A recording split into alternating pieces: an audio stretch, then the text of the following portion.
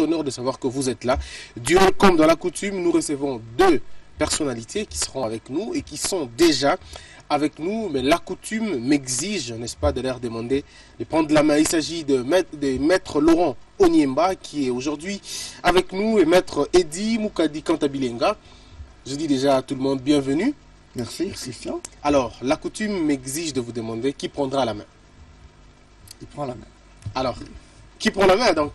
Voilà, maître Eddy prend la main, vous vous rejetez, j'ai fait la police, alors j'ai choisi maître Laurent Onyemba. On commence avec vous. Nous parlons de premier sujet sur la Cour constitutionnelle, les enjeux et perspectives. Alors, Laurent Onyemba, dites-nous, que devient la Cour suprême après l'installation de la Cour constitutionnelle?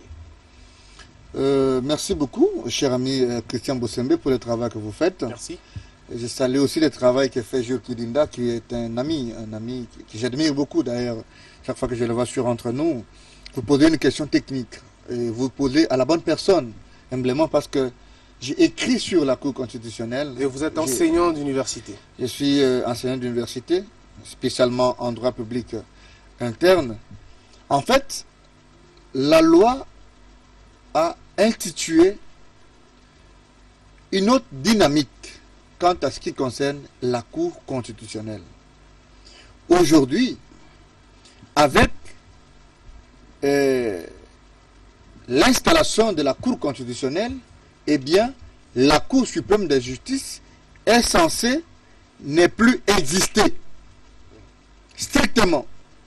Parce qu'il y a le Conseil d'État, la Cour constitutionnelle, et je ne peux pas continuer sur ce schéma parce que vous en savez. Mais la question qui est primordiale à ce niveau, c'est qu'il y a des arriérés dans l'ordonnancement juridique. Jusqu'à ce jour, il n'a été installé que la Cour constitutionnelle et les parquets près la Cour constitutionnelle. Et donc, parce qu'on n'a pas encore installé le Conseil d'État et une autre section, logiquement, la Cour ne peut que s'occuper, n'est-ce pas, des deux autres sections qui sont restées. Mais que cela ne peut pas interdire à la Cour constitutionnelle de fonctionner. Et donc, nous en appelons à une volonté politique pour, je voulais dire,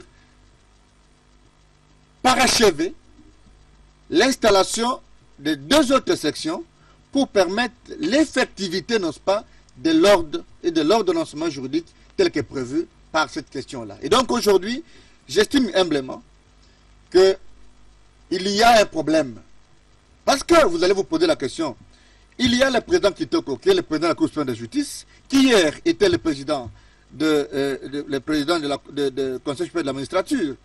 Mais au regard de la loi sur la Cour constitutionnelle, c'est le président de la Cour constitutionnelle qui devient le président d'office, le président de la Cour du Conseil supérieur de la magistrature, ce qui fait que du point de vue protocolaire, ça pose un problème. Vous avez vu, n'est-ce pas, quand on a convoqué les États généraux de la justice par le président, le ministre Alexis Tambemamba, il y a eu un problème.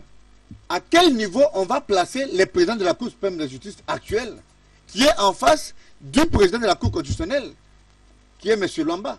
Et donc, ce sont des tâtonnements de droit qu'on ne peut pas imaginer en face des techniciens. Il y en a dans la République. On doit poser la question chaque fois qu'on pose des actes comme ça, parce que ça crée une juxtaposition de responsabilités, ça crée un flou terrible dans l'ordre des protocoles de l'État. Et donc, ce sont des petits soucis qu'il faut impérativement élaguer pour permettre l'opérationnalisation effective de la Cour constitutionnelle et d'autres sections. Des petits soucis que certaines personnes pensent aussi confiscatoires, même s'il faut le dire, de la tranquillité, mais aussi du bon fonctionnement de l'appareil judiciaire. Alors, maître Kantabilenga, Eddy, avec vous, vous êtes avocat sans frontières, membre de l'Avocat sans frontières, la même question, que devient la la Cour suprême après l'installation de la Cour constitutionnelle? Merci pour la question, M. Christian. Ici, il est substantiel qu'on sache qu'est-ce que la Cour suprême de justice. Cette Cour, elle a existé, elle avait ces trois sections qui consistaient dans une section législative, il y avait la section administrative, et il y avait la section judiciaire. Mais au regard de la Constitution du 18 février 2006, cette cour a éclaté. On n'a plus des sections qu'on installe aujourd'hui, comme le dit le contradicteur. On n'installe pas les sections de la Cour suprême de justice. Ces sections ont existé avec la Cour suprême de justice et ces sections ont été abrogées. Vous dites que votre co-débatteur a fait fausse marche? Et on n'installe pas aujourd'hui les sections pour dire que peut-être que ceux qui vont nous suivre arriveraient à croire ou à accepter qu'aujourd'hui on installe les sections de la Cour suprême de justice. Non, on installe les différentes juridictions sur le pied de l'actuelle constitution, dont la Cour constitutionnelle, les conseils d'État et la Cour de cassation. Ce sont ces juridictions qu'on va aujourd'hui installer. Mais quant à la question de savoir leur perspective dans l'ordre protocolaire, il n'y a pas un problème puisque la Constitution a tranché. La Constitution, dans ses dispositions transitoires, estime ou prévoit que l'actuel premier président de la Cour suprême de justice fera office pour présider au Conseil supérieur de la magistrature et en représenter. Mais aujourd'hui, lorsque on a installé, on a nommé, on a désigné ce qui devait être des droits, lui n'a qu'à se plier. Alors qu'est-ce qui se passe dans l'effectivité? Parce que certaines personnes pensent jusqu'aujourd'hui c'est très théorique, ça reste dans la science. Est-ce que dans la pratique on a une cour constitutionnelle effective et une cour suprême morte, s'il faut le dire, ou inactive, pour un terme approprié? Pour ce qui était de la compétence de la Cour constitutionnelle, que les matières dont traitait la Cour suprême de justice, il y a effectivité, parce que toutes les requêtes déposées devant cette cour qu'on a installée, les juges d'en bas ont eu à surseoir sur les questions d'inconstitutionnalité. Les autres ont eu à surseoir. Alors nous disons, effectivement, la Cour constitutionnelle existe. Il n'y a pas de débat. Alors, Monsieur Laurent, vous avez quelque chose à répliquer, sinon on passe à autre chose? Je comprends la difficulté de mon ami. Je sais que... Vous pensez qu'il est en difficulté? Je comprends la difficulté de mon ami. Okay. Tu sais, quand on parle en français, et on parle à des grands électeurs, on parle à des grands intellectuels, je veux le dire, on n'est pas nécessairement obligé d'aller dans une approche définitionnelle. Je sais, pour avoir écrit sur la Cour constitutionnelle, qu'il ne s'agit plus aujourd'hui des 3 sections, chers amis et chers confrères. Je sais qu'il a existé aujourd'hui la Cour constitutionnelle, la Cour de cassation et le Conseil d'État. Mais vous avez sûrement mal entendu, parce que je l'ai dit, que le fait qu'on ait installé uniquement la Cour constitutionnelle avec les parquets près de cette Cour, et que les conseils d'État, comme la Cour de cassation, ne sont pas installés, il y a encore du travail à faire au niveau de la Cour. Vous comprenez? Et c'est à ce titre que la Cour suprême de justice continue à connaître des affaires qui relèvent justement des 2 autres sections qui sont devenues des cours qui ne sont pas encore installées. Je n'ai pas besoin de parler en hébreu pour que vous me compreniez. Et donc j'estime aussi que du point de vue de la loi, qui est un juge constitutionnel, je évoquais cette question de confusion dans l'ordre protocolaire parce que j'estime que j'ai salué les efforts d'Alexis Tambemamba qui a énormément travaillé et qui a donné l'impulsion aujourd'hui de ce que devait être le miroir de la justice, les états généraux de la justice.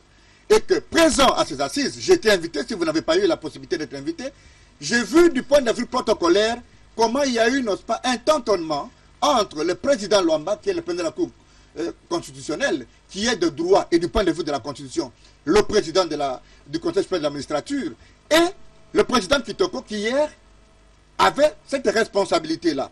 Parce qu'il existe, à partir du moment où le Conseil d'État n'est pas effectivement opérationnel, et la Cour de cassation. Et donc, il n'y a pas de confusion possible. Vous parlez à quelqu'un qui a écrit sur ces questions, j'estime humblement que vous ne pouvez pas sauter sur l'occasion pour dire que les confrères n'auraient pas dû dire ça. Alors, on va vous remettre la parole rapidement et puis on passe à l'autre question. On ne restera pas là. Allez-y. Je concède à la prétention du savoir dans l'ignorance, qui berne dans l'ignorance. Qu'il ait écrit, que je n'ai pas écrit. La science se discute. Lorsqu'on fait un débat scientifique, il faudrait savoir où tirer et sur qui tirer. Lorsqu'il évoque sa participation aux États généraux de la justice, quelles sont les retombées qu'on peut attendre aujourd'hui? 0. Comment vous dites 0? Nous connaissons comment cette République fonctionne et comment la République est gérée.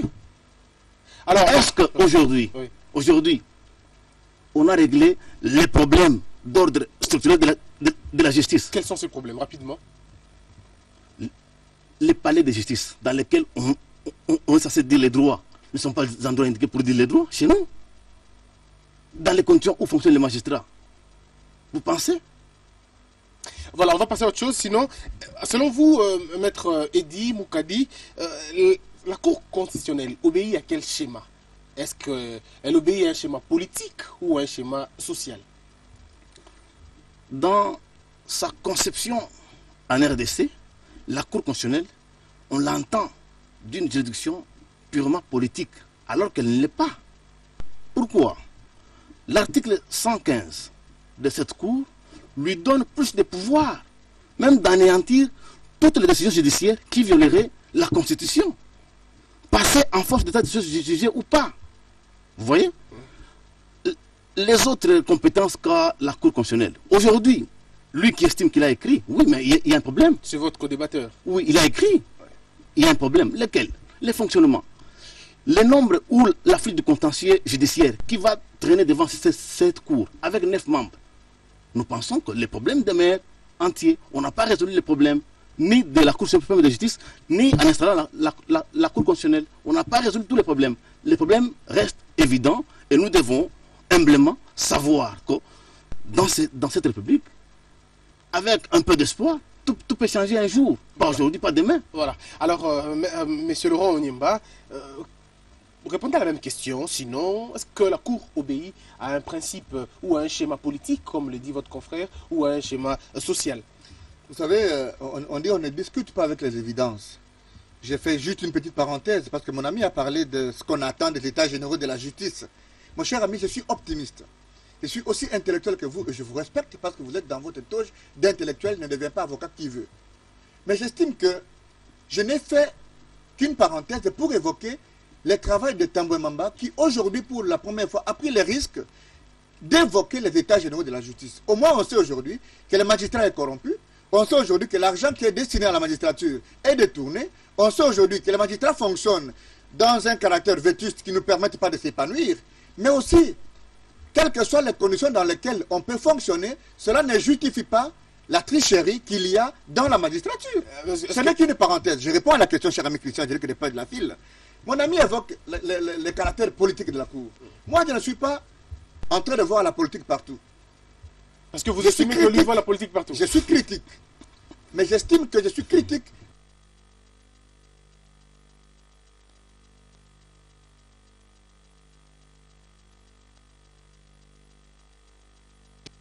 plus 60. Moi-même, c'est pourquoi je n'ai pas dit que j'ai écrit parce que je voulais prévaloir un argument. Mais j'ai écrit parce que je voulais faire signaler que ne peut écrire sur une question que celui qui a ne fût-ce que fait des recherches. Et donc, j'ai la possibilité d'avoir des éléments qui peuvent être partagés entre nous, humblement. J'estime que la Cour est aujourd'hui le dorado de l'ordonnancement juridique congolais. La Cour, aujourd'hui, est le juge pénal du Premier ministre et du président de la République. Cela est une avancée significative. Mais, quelle que soit la nature du juge, quel que soit le niveau du juge, ce n'est pas l'argent qui fait du juge indépendant. Ce n'est pas la posture ou la voiture qui fait du juge indépendant. Non, non. Il y a quelqu'un qui a développé la théorie de l'ingratitude du juge. Ça veut dire que si le juge a la conscience de dire que je participe à l'adhésion, je participe à l'éclosion d'une démocratie, eh bien, ce juge-là peut fonctionner, soit-il d'un avènement politique ou bien d'une origine politique. Mais je termine en disant, moi, Onyimba, je termine par là, Christian, j'ai estimé humblement, comme intellectuel, que la démocratie électorale, celle qui mettait l'accent sur la responsabilité, sur le nombre des élections, parce que les élections en Afrique n'ont jamais été transparentes, libres et démocratiques. On en parlera dans la deuxième partie. J'ai estimé qu'il faut une démocratie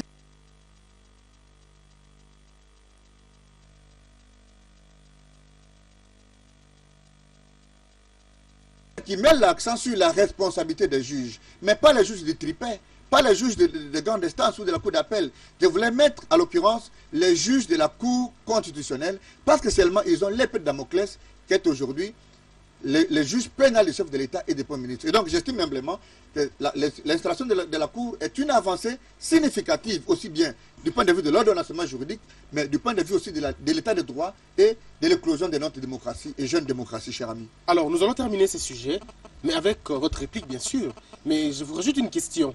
Est-ce que cette cour, selon certains scientifiques qui ont aussi étudié cette question comme vous, estime que la Cour n'a pas de chambre, ne dispose pas de chambre d'appel ou de moyens de recours face aux décisions qui seraient, selon les auteurs de cette conception, qui seraient peut-être illégitimes. Alors, que deviennent les justiciables devant cette Cour, si jamais ils arrivent à contester? Les co-débatteurs estiment qu'on ne peut pas discuter sur les évidences, mais toutefois, ils reconnaissent avoir fait des recherches. Les recherches ne tournent que sur les évidences. Et aujourd'hui, par rapport à votre question, avant d'en arriver à sa préoccupation, lorsque la République a ratifié certaines conventions, certains traités qui garantissent le double degré de juridiction au niveau de la Cour constitutionnelle, qui est, comme l'a dit à bien d'égard le contradicteur, que c'est le juge pénal du chef de l'État. Mais le chef de l'État, il va évoquer, s'il est jugé devant cette cour, ou le Premier ministre, il va évoquer les traités qu'on a ratifiés, qu'on doit aussi lui garantir par son juge naturel, qui est le juge constitutionnel, hein, de double degré de juridiction. C'est un problème. On ne l'a pas résolu, puisque la Constitution, à cet égard, contredit notre ratification. Quant à ces recherches, faire des recherches, oui. Nous tous, nous savons comment la justice est dite dans ce pays, que l'état des choses, nous les regrettons indéfiniment. Mais toutefois, nous disons, nous ne nions pas, nous ne refusons pas que le ministre prenne ces initiatives. Il en a le pouvoir, alors, il en a le génie. Par rapport à la chambre d'appel, c'est une erreur, ça aurait échappé à l'intelligence des constitutionnalistes ou... Je peux vous dire que les projets de loi, lorsqu'il y a eu débat, on n'a pas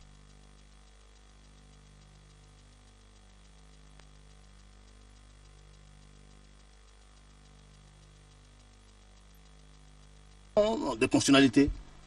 Notamment, on ne l'a pas invité pour faire ses apports. On ne l'a pas invité. Voilà. Donc,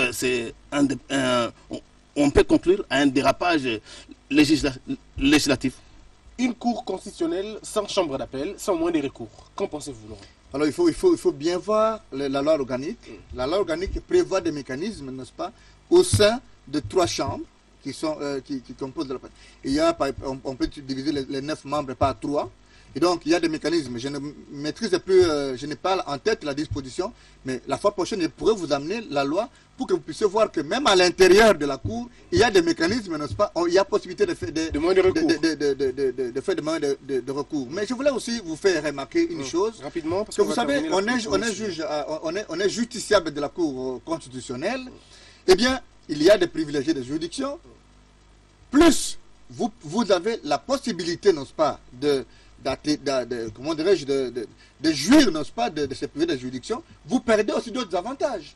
Et donc, avec la volonté du législateur, on ne discute pas. On ne va pas inviter toute la République pour parler de l'avènement d'une loi, soit-elle la loi portant organisation et fonctionnement de la Cour constitutionnelle.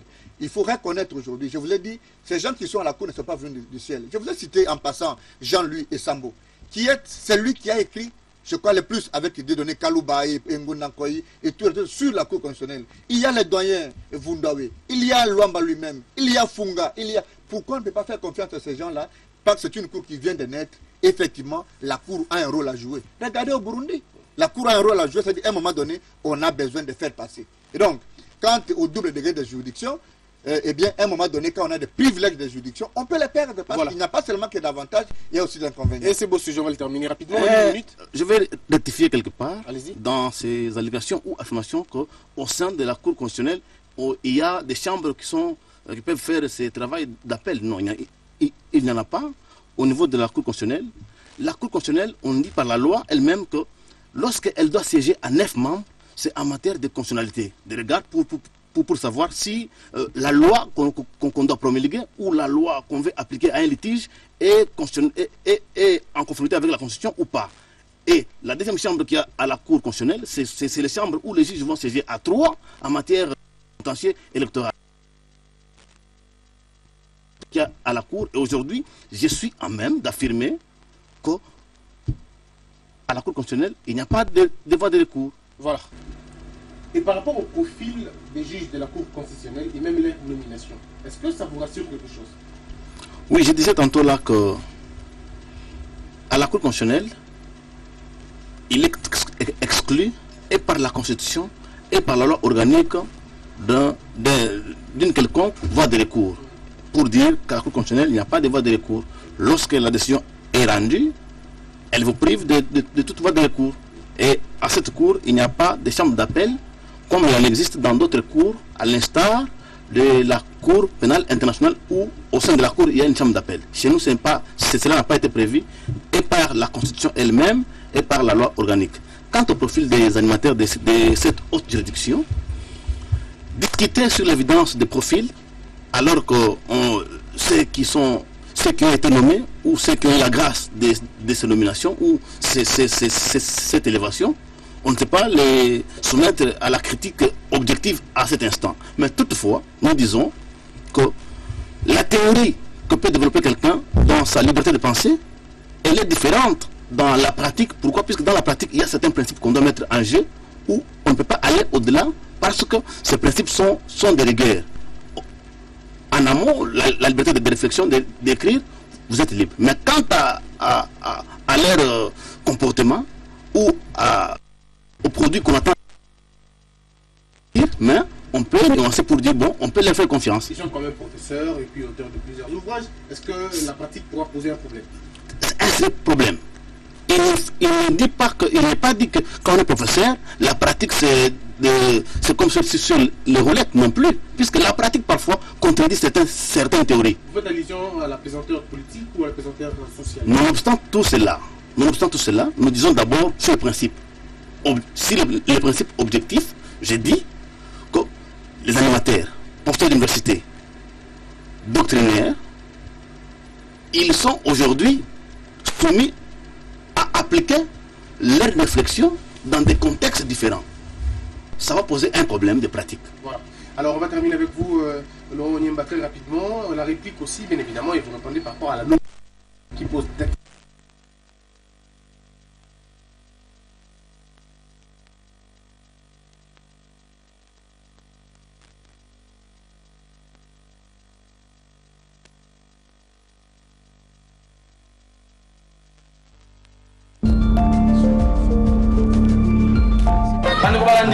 émission ferme Basile Mbote, merci tout le temps sous Balé Asika, émission ferme Basile, Tozombi, Oeza spécialité na biso ya kolakisa bino ndenge nini babokolaka mbisi, babokolaka bibwele pe balonaka ndunda.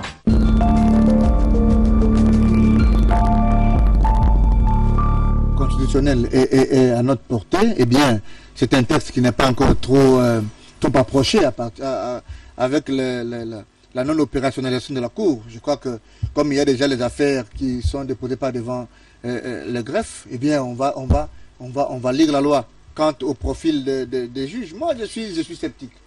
Je ne fais pas de l'opposition intellectuelle ici. Je suis sceptique parce que j'estime humblement qu'on ne peut pas faire un procès d'intention. Ces juges, nous les connaissons à la Cour suprême de justice. Il y en avait beaucoup dans la classe politique congolaise. Il y en a beaucoup de personnes qui ont des compétences, qui ont la valeur, qui ont la personnalité. Et moi, au regard des personnalités qui ont été choisies, au départ, je dis bien au départ, parce que les Français que nous parlons logent dans les nuances. Au départ, j'ai fait confiance à la justice. Mais il ne faut pas oublier que les juges sont en fait l'émanation de notre société. Parce que si vous amenez une affaire 001, numéro 001, à la Cour, pour des supputations, pour des questions d'humeur, à la première des choses, vous allez voir que la Cour n'aura pas dit le droit et vous allez commencer à déchanter. Moi, je dis, je vous ai pris le risque de citer des noms pour vous dire que des gens comme Vundawe, je ne sais pas ce que vous allez lui donner pour le corrompre, des gens comme le Sambo, des gens comme le Funga, des gens comme le Kalonda, et tout, le Banyaku et tous les autres. Êtes-vous en train de dire qu'ils sont à l'abri de la corruption? Je n'ai pas dit ça. La corruption, c'est un état d'esprit.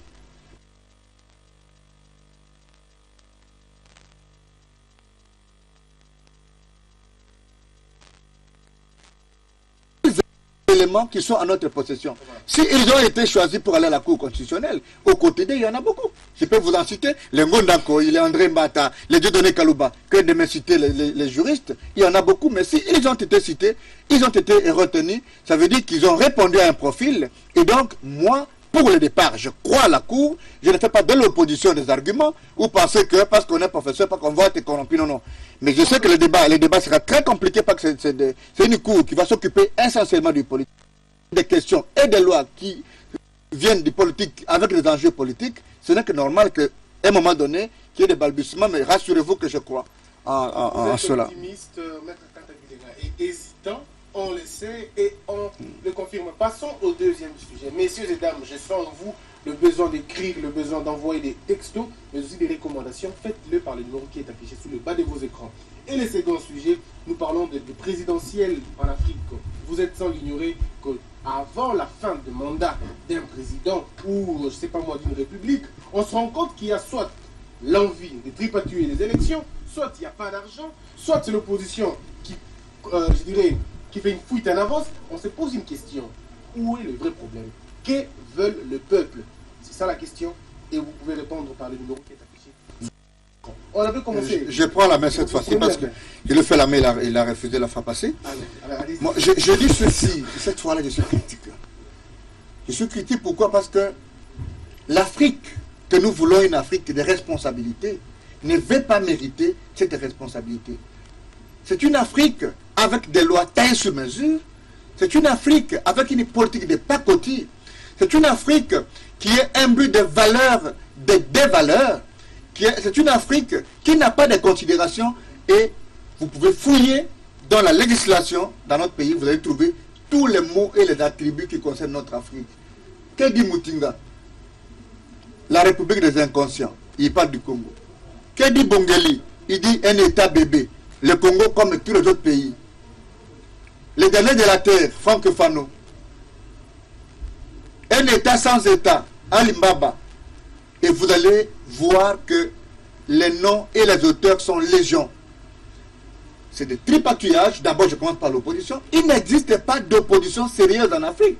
Est-ce que vous êtes sérieux quand vous dites ça? Je vous dis que les oppositions politiques en Afrique sont en fait des réserves et des réservoirs de la majorité dans ces pays, pour ne pas citer le Congo. Nous avons connu des gens qui hier nous ont dit que Kabila était un étranger. On a connu des gens qui nous ont dit que Kabila n'avait pas un programme. Aujourd'hui, ces gens-là sont aux affaires. Ils disent consommer congolais. Ils disent nous voulons faire 1, 2, 3. Non. Avant de nous dire consommer congolais, avant de nous dire que vous êtes en train d'impulser, encore qu'on va asphyxier Kabengele, FPI, parce que tous les projets sont soutenus par l'FPI. Vous vous attaquez? Je ne m'attaque pas, je dis ceci.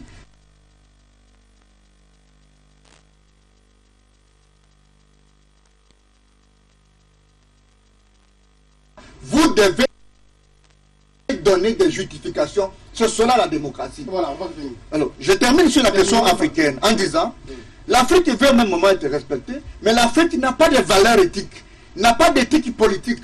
Regardez ce qui s'est fait au Burundi. On vous dit vous avez fait 2 ans, 2 mandats. Qu'est-ce que vous n'avez pas pu faire en 2 mandats que vous voulez faire au 3e mandat? Non, non. C'est une question de ventre. On résout un problème familial, on résout un problème de ventre, il n'y a pas de valeur. Il faut qu'on vous chasse comme un compaoré pour que vous compreniez. Moi, j'estime humblement que les Africains devraient être très vigilants par rapport au jeu et à l'enjeu du pouvoir, parce que le pouvoir finit toujours par desservir. J'en arrive, et puis avec vous encore une fois. Mais Maître Moukadi Edi, une réplique par rapport à cette question. Que veulent les Africains finalement? Les Africains veulent des dirigeants sérieux, dignes de l'Afrique. Pourtant, ils votent des présidents moins sérieux. C'est pas contradictoire tout ça. Je ne dis pas qu'il y a des dirigeants moins sérieux, mais je dis seulement que l'Afrique mérite, veut les dirigeants sérieux, dignes de l'Afrique. Voilà. Qu'est-ce que nous disons? Nous avons un problème fondamental dans ces domaines. C'est lequel? L'importation de la démocratie. Elle n'a pas le juste des coutumes de chez nous. C'est d'abord ça le plus grand problème. En Afrique, nous étions habitués à la monotonie du pouvoir. Un seul monsieur qui était chef coutumier, qui devait diriger. Quand on a fait l'évolution, il s'est dégagé un consensus. L'Africain, dans tout ce qu'il fait, c'est un homme de consensus. Mais aujourd'hui, et nos réalités, et ce qu'on a importé, il y a rupture. C'est-à-dire que ceux qui sont au pouvoir, plus qu'ils violent les principes de la démocratie, plus ils ne sont plus dans les us et coutumes de chez nous, ils sont perdus, alors ils veulent à tout prix rester là qu'ils sont. Voilà. Je vous ai senti dire non, je vous ai senti... Moi, je crois que soit nous voulons d'une gestion consensuelle du pouvoir, et rassurez-vous que dans le consensus, il y a toujours le plus fort, il y a toujours le moins fort, soit nous avons des principes directeurs qui obéissent à un schéma édicté par la loi fondamentale. Ça veut dire quoi une loi? C'est en fait l'ensemble de nos atouts identitaires qu'on coule sous forme d'une norme pour régenter une société. Mais l'Africain veut au même moment le consensus, au même moment qu'il veut la démocratie. Moi, je connais des approches des grands savants qui ont dit qu'il faut impérativement que dans nos constitutions, qu'on trouve notre nous identitaire. Mais dans le contexte actuel, il ne s'agit pas du consensus. Parce que vous ne pouvez pas vous réapparaître pour apparaître l'homme le plus intelligent, le plus beau pour prétendre gérer le pays. Tout le temps, vous seul, sans tenir compte des autres, en disant, si je donne l'argent à 10 personnes qui font des bruits, c'est ça le consensus. Non, non. Le vrai consensus demeure dans le respect de la loi, dans le respect de nos constitutions et pour le bien-être suprême.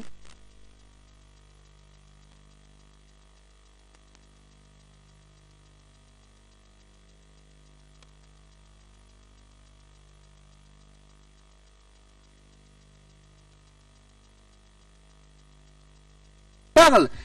Ici, je sais que l'enfant du président Joseph Kabila, c'est une petite fille qui n'a, en tout cas, qui ne vient pas encore en politique, mais partout ailleurs, on sait que chaque pays, chaque président s'arrange pour mettre quelqu'un. Moi, j'en appelle, parce que RTGA est suivi à l'international, j'en appelle à la conscientisation de nos dirigeants. Il est impossible de tromper tout le peuple tout le temps. Et à un moment donné, les gens finissent par dire, monsieur, vous avez trompé et rassurez-vous que vous mourrez entre 1,10 m. Mobutu a fait 32 ans, il est au Maroc. Est-ce que ce n'est pas une leçon pour le monde? Mandela n'a fait que quelques jours alors qu'il venait de la prison. Mandela, jamais un chef d'État du monde n'a accueilli aussi des dignitaires du monde que Mandela. Qu'il puisse vraiment, qu'il puisse servir aux dirigeants africains. Au Nimba, je dis, un jour, si j'ai le destin ou la destinée de ce pays, eh bien, je servirai de modèle comme Macky Sall le fait aujourd'hui. Il n'y a pas seulement que des mauvais en Afrique. Macky Sall arrive au pouvoir, il dit, mon mandat de 7 ans, je ne vais pas respecter ou bien je dois réviser la constitution pour amener le mandat de 7 ans à 5 ans. Il y a encore des Africains sérieux. Mais pas comme Fort qui est passé, qui pense que parce que la constitution, ils ont tripatouillé avant, la constitution n'a pas délimité le mandat. Lui là, c'est un éternel président, parce qu'il sait qu'il ne perdra jamais avec nos saignées africaines.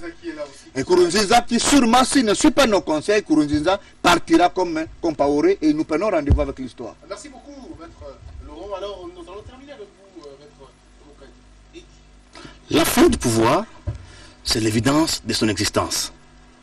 C'est pour dire, le jour où vous accédez au pouvoir, c'est le jour où le pouvoir rompt avec vous. Autant dire aux dirigeants africains de prendre le temps va les défier, le temps est le remède de tout.